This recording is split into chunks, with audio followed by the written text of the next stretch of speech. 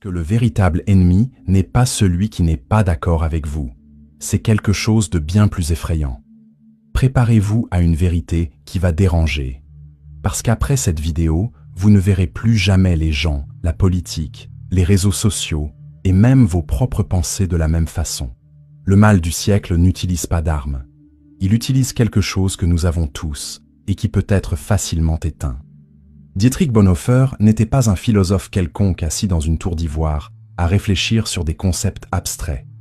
C'était un pasteur protestant qui a vécu en Allemagne pendant la montée du nazisme, alors que des églises entières s'inclinaient devant le pouvoir, alors que des intellectuels applaudissaient des discours de haine. Bonhoeffer a fait quelque chose de rare en ces temps sombres. Il a pensé par lui-même, et il a payé le prix le plus élevé pour cela. Il a été emprisonné, torturé et exécuté quelques jours avant la fin de la guerre, en avril 1945. Mais avant de mourir, il a laissé des écrits qui expliquent avec une clarté effrayante comment des sociétés entières deviennent folles ensemble.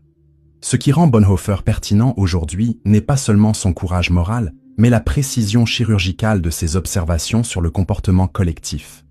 Il ne cherchait pas à juger des individus isolés.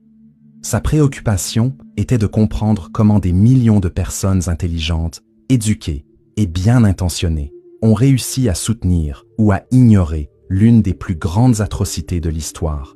Et la réponse qu'il a trouvée est aussi troublante qu'actuelle. Parce que ce qu'il a vu se produire en Allemagne se reproduit à l'échelle mondiale, juste sous nos yeux. Les idées de Bonhoeffer importent aujourd'hui, parce que nous vivons un moment historique terriblement semblable au sien. Nous ne parlons pas de camps de concentration ou de dictature militaire. Nous parlons de quelque chose de plus subtil et donc plus dangereux. Nous parlons de populations entières qui ont cessé de penser de manière critique, qui répètent des slogans comme des mantras, qui attaquent férocement quiconque ose remettre en question le récit officiel du groupe. Et le plus effrayant, c'est que ces personnes ne croient pas faire quoi que ce soit de mal. Au contraire, elles sont absolument certaines d'être du bon côté de l'histoire. Quand Bonhoeffer a utilisé le mot « stupidité », il ne parlait pas de manque d'intelligence. Il ne traitait personne d'idiot ou d'ignorant au sens traditionnel.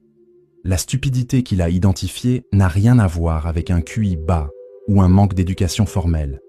Il décrivait un phénomène bien plus sinistre. Une condition dans laquelle des personnes parfaitement capables de raisonner éteignent simplement cette capacité lorsqu'elles sont insérées dans un groupe. C'est comme si un interrupteur était actionné, et soudain cette personne qui à la maison est rationnelle et